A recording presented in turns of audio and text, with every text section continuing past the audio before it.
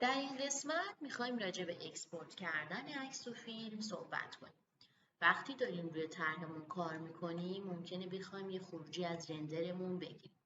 خب حالا خیلی سریع میریم سراغ BPR رو میزنیم و منتظر میمونیم عملیات رندرینگ انجام بشه.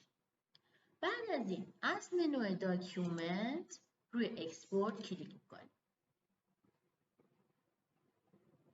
به صورت JPEG سیو میکنیم.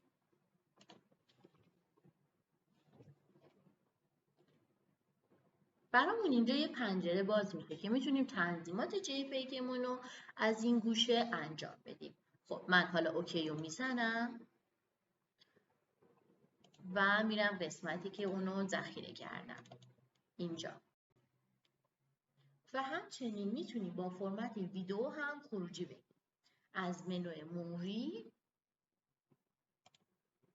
قسمت ترن تیبل اسنپ شات. اینجا برای ما مثل یک سبد میمونه. شما میتونید از ترن تیبل که به صورت 360 درجه بچرخه و خروجی های مختلفی از نماهای مختلفی در قالب ویدیو به ما بده، یا میتونید از اسنپ شات که شات های مختلفی از رندرتون از نماهای مختلف بگیرین یا از هیستوریا استفاده کنین.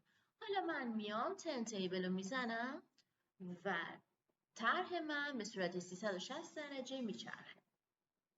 بعد از این دوباره توی منوی مووی قرار میگیرم و پلی مووی رو میزنم. رندر ویدیویی که به من داد به این صورت است. خب حالا من از همین ویدیویی که گرفتم اکسپورت میگیرم، مووی